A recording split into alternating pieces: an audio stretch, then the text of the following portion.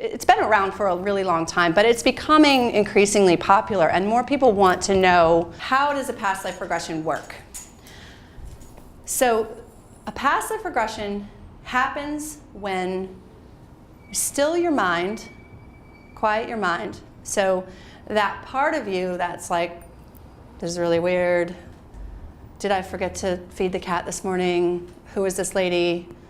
What's happening? Like, that part never goes away, okay? So the practices, and this is actually pan-globally in all meditation traditions, is the practice of quieting that chatter, right? And it's a practice. Some of these meditation techniques, talk about like the no mind or this. I think it's really intimidating. I've never achieved no mind. I think I'd probably poof and vanish into, I don't know. I probably wouldn't be here if I could achieve that. It kind of sets you up for that it's an achievement of some sort, where it's not, it's a practice. So a practice over many lifetimes even. So, and like I said, depending on what you ate for breakfast today or what you came in here today bringing, that practice will be more challenging. Some people are worried, like, is the babysitter going to text me? What's going on? So we quiet our minds and tap into the unconscious, the subconscious. And the premise is that's where our memories lie. Our memories from this and previous lifetimes, and perhaps even representing our untapped potential, perhaps our future. And one of my Native American teachers talks about this. She says that the past, present, and future are all happening concurrently. And it's interesting, quantum physics is starting to show that this is indeed true, that what ancient people taught, that time does not move as we perceive it, where it's like, there's this moment, and now there's this moment.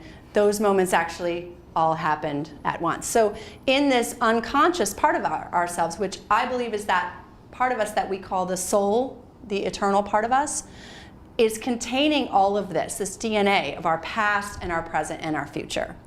So one of my things, in my life coaching practice, I help people create their future. It sounds counterintuitive. A past life expert helps you create the future. Your future is not determined. Like I said, there's seeds to your destiny and your potential, that DNA inside of you, but the things in our past that are holding us back, whether they're from our past lives, and I'll talk about specifically what those things can be in a little bit, that are holding us back from who we're becoming. Because, who really cares, unless you're an archaeologist, which is cool, I like that. But, it's really the present and then the future we're creating that matter the most. So the way that it works when I do my one-on-one regressions is exactly what I'm going to do today in this group. I guide you to a specific place in your unconscious mind. Your job is to quiet your mind. I can't do that for you. Although, like I said, the people who think hypnosis is like actually Jedi powers, I could be like, you're all quieting your minds. That's your job. I'm guiding you to a specific place with a specific intent to uncover specific material, okay? So that said, I'm not also in charge of what you're going to uncover as well. Some people come to me, I need to know if I was in the Civil War. Well, if that's what you're meant to find out, that's what you'll find out. So, I'm opening the door. It's your job to walk through it, and what you experience is up to you. So the way I do that is I kind of have this hodgepodge of guided imagery I use. There's the light and there's some stairs. I'll go through exactly before I do it, I'll tell everyone exactly what I'm going to do before I do it. But that's how we uncover memories from our past life, by finding that place of stillness, okay? Do I have anyone with questions so far? No? Michelle, does that always have to be guided, or can one achieve that practice alone? Great question. No, you don't need me. I actually, I had my own experiences with my past lives when I first got into this. And actually, my first past life regression is the one that was in Dr. Brian Weiss's newest book called Miracles Happen. I had that experience on stage in front of 500 people. I went home afterwards. He has a CD. That's a meditation CD that he's guiding. I practiced with it. Now I've practiced so much that if I meet someone that I suspect I know from a past life, I meditate on it. It's meditation practice, and it is personal. So I kind of am more of a meditation teacher than a regressionist, if that makes sense. Does anybody else have any questions at this point? Does anyone have any answers? Okay. Yeah, I once got an email from someone who told me that they were looking for a great spiritual teacher, and I was like, dude, if you find one, please let me know, because I've been looking for one too. You know, I mean, I think that we all, I mean, the only reason I'm sitting up here and you guys are there is because I've had this experience, and you guys have all had experiences that I haven't had. I believe we're here to teach each other. So this is kind of what I'm teaching, is just this specific experience. So why would we do a past life regression? Why would anyone bother? Now, obviously, you're all here today because you kind of thought that it might be relevant to you somehow. But there are some practical applications to doing this work, to uncovering your past lives. And your past lives end up being stories. Stories, right? I was so-and-so in a past life, and I was this in a past life. I recently had lunch with, Brian Weiss's daughter, who does this work as well, and two other people who are colleagues, and we were kind of like, oh, one time when I was in Italy, like, oh, was that last summer? No, in the 15th century. When you do this work like long enough, it ends up being, it feels very real, for me. And at this point, I've done this work extensively myself. I've uncovered more than 40 of my own past lives, which sounds exhausting, and it has been, that just is how much work I needed to do on myself, how much healing I needed to go through, and how much of my life I needed to change. So when I first got into this work, I was in a marriage I needed to get out of. I was living in a place I was completely on the wrong path, so I had to go back and through my past lives have this healing, this understanding happen to kind of get to where I am. And also to when I work with people, I've been there, so it kind of serves me a little bit. But it's a long journey through many lifetimes, and however much you need to know, some people don't need to know that much because they're doing just fine. I wasn't. So one of the reasons that we would want to do a past life regression, and I say this to a lot of people, it's one thing to read something and to believe it, and it's another thing to experience it directly. So maybe many of you are here today because you believe in past lives, you believe that that's true, but have you experienced it? That's different. Then it becomes your own truth. And I believe truth to be a personal concept. What's true for me might not be true for you. So this is an opportunity to kind of find your own truth. Most people leave a private session with me scratching their head like, I don't know if we ever can definitively prove the existence of past lives. This is my life's work, and I'm still relatively young. If we can, I'm on board.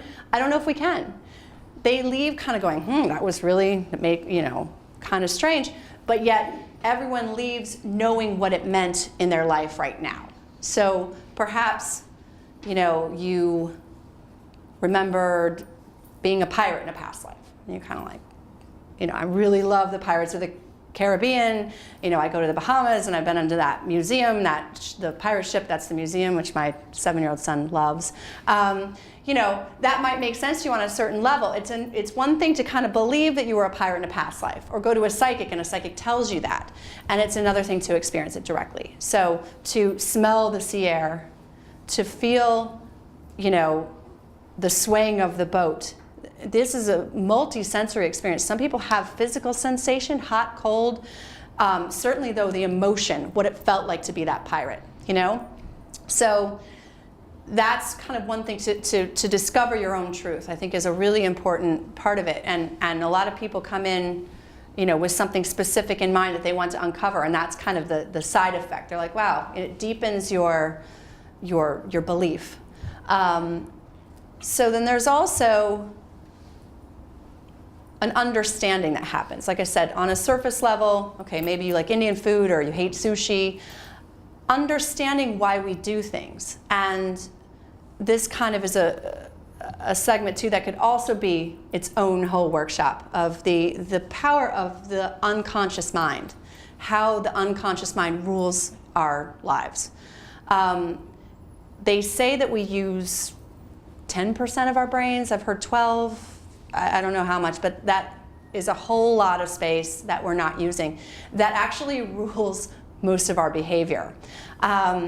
The things that we like, dislike, the things we're just kind of doing unconsciously. So the idea behind a past life regression is to go and make the unconscious conscious. Then you're understanding. You know, this is why I worked with a girl last week who just moved to New York and she can't ride the subway. She just can't do it. And you can't live in New York if you can't ride the subway. It's just, she had panic attacks, would have like severe symptoms even. And so she would understand that there was a story that happened to her in a past life. The story connected with that was actually that she was working, building the railroad and was using explosives to kind of, explode the rock and was digging underneath and had gotten trapped. So that underground stone train, these things were kind of triggering it. By understanding that, she was able to heal it. So one of the biggest practical applications are people with phobias, okay? So phobias are one of those things like you don't know why you do it. Like I said, this is the unconscious part of us. And sometimes we think, okay, it's a little bit funny, but for people who are dealing with these things, I mean, like people who have an inexplicable fear of sharp objects, I mean, these are things that completely rule their lives, keep them from enjoying the present, right? I work with a lot of people who have claustrophobia issues, strange ones even, like, that make no sense, but then when you find the past life story with it, then it makes sense. People heal phobias quickly. I mean, I've had people who have dealt with things their entire lives, in 20 minutes, it's gone. I've had now 5 people's therapists call me and ask me what I did. And I tell them, I say, I don't know how it worked, but this is what happened. Their mind was able to heal itself. And I believe that all healing is actually self-healing, that we do heal ourselves. So the phobias are a big thing.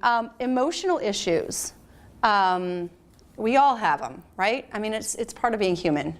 On the other side, it's nice, it's blissful. We're here to challenge ourselves. And with that comes the emotion. Emotion is really actually, in my opinion, what makes us human, right? We're in spirit form, we don't have, desire, anger, these kinds of things. So that's part of being in physical form. So but we're able to, when we can tap into that part of ourselves that is eternal, we're able to take that and use it right now to be more evolved versions of ourselves, right? So people who are masters over their emotions, that's part of what we're here to learn how to do, right? The Dalai Lama, I mean, I don't know if he has a bad day. He probably does, but he moves it through him. So, we're working on that, right? It's kind of like we'll get there sometime. But that's kind of the emotional aspect where it's kind of like, this is why I get really triggered by rage in these situations. If it comes from a past life, then you can let it go, and then you're no longer getting those triggers. So one of the biggest reasons people come to me is relationships. This is the area of soulmates. I could do a whole 4-hour thing on soulmates too. I believe that our personal relationships are the hardest part about being human, okay? So it can go like live on a mountain somewhere and meditate all day, right? Like, try living in Manhattan, raising kids and having friends and you know, or dating or being married. You know, these are difficult things to master. And I think part of the biggest lessons that we learn come through other beings that cross our paths. So when we can go back and use the past life story, we're able to more consciously navigate these relationships. There's a deep level of understanding that can come from knowing the backstory, I guess. So soulmates, we have many. I think a lot of people have this stereotype of, like, you know, there's the one person that will complete you. In my work, both myself and with other people, I've really found that that's not true. We have many, many soulmates of many different types. So some people that are like, you know, the guy that dumped me in college, he was my soulmate, that's it for me. That is not how it works at all. We attract people to us, not just romantic relationships, but all relationships. Hi.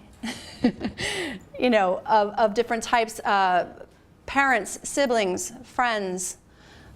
Every person that crosses our path is a potential soulmate. You know, that's probably a little too much to focus on when you're kind of like walking down the streets in Manhattan. You're like, hello, soulmate. Hello, soulmate. Hello. How can I serve you? You know, it's too much. But sometimes, you know, it helps to go in and have a story with someone who you have a particular difficult time dealing with. Oh, you know, I worked with a husband and wife who they were renewing their vows, and they wanted to kind of, and I was like, okay, I can't guarantee you're going to find each other in each other's past lives. But they said, you know, I want to know if I'm married to my soulmate. The answer is yes, you are, because you married them. You know, there's something there. It doesn't mean that, you know, you have to have like 400 past lives together.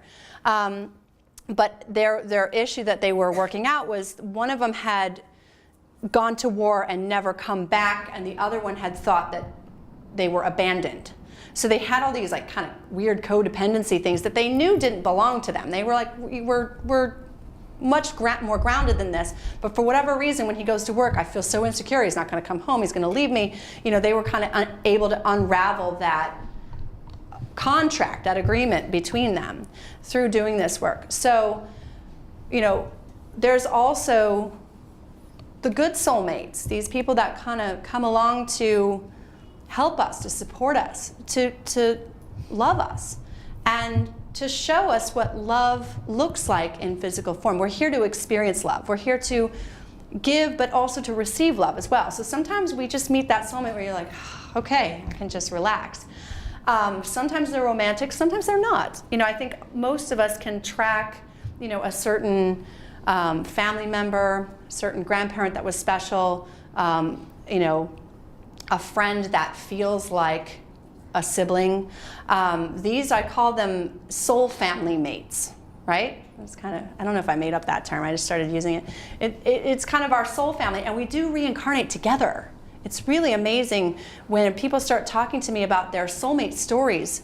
You can be born all the way across the world from somebody, and destiny brings you to cross each other's paths, and it's like you just left yesterday, you know, like we all have that experience of this meeting that feels magical.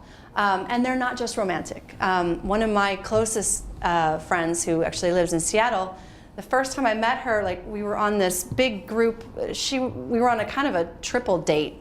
And you know, nobody even knows any of those people anymore other than her and I. And our heads just went together, and right away, it wasn't like, oh, where are you from? You know, where'd you go to school to study? It was just, we started talking about deep things that mattered right away. It was a deep, meaningful connection. And years later, you know, she's still a really important soulmate to me. So we look for this kind of in our romance, right? We tell these romance stories like that. You see the person and the music stops and the little violins are playing in your ear, you know. It's that stereotype, the soulmate meeting. It's not just romantic, but it can be. And sometimes when we're doing this past life work, you'll see someone in your past life that you feel a connection to, and it's a romantic connection. I've had, I lost track, I have 9 weddings that have happened from people, and I haven't been doing this in 6 years. That's a lot. People who were single, who came to me wanting to know if there's ever anyone out there for them, and then saw someone in their past life, and then later met them. Now, chances are, if you do see someone in your past life that is a romantic, that you feel a strong connection to, I even hear people describe it's someone they miss. Like I just wish I miss them. I wish I could talk to them. Chances are, if you do see that, you will meet that person. Because I just don't think our spirit guides and destiny is that cruel to kind of be like dangling the carrot, like, here's the greatest soulmate of the millennium. Oh, but you're not going to meet them in this life. You know, I don't think it would show you something different, right? So 9 weddings. I have six babies now. I had 5, and there were 6 actually the other day, were people who were looking to conceive, but had died in a past life in childbirth, and then after removing that fear, were able to get pregnant. So, you know, this is rewarding work as far as what I see people, you know, step into in their future by getting rid of the stuff in their past. So, yeah, the soulmate thing is really interesting, and there's always kind of a story that can help you navigate that relationship. Our relationships kind of are mirrors back to ourselves, right? We see in our partner everything that we hate about ourselves. So finding that story helps us to more consciously deal with them, but then we're doing the work on ourselves as well. So we're kind of evolving, and relationships are really, really hard work. Anyone who's ever been married can tell you that. It's very, very difficult to stay present, open, compassionate, yet keeping the focus on yourself. So past life work is a really powerful tool to kind of help navigate relationships.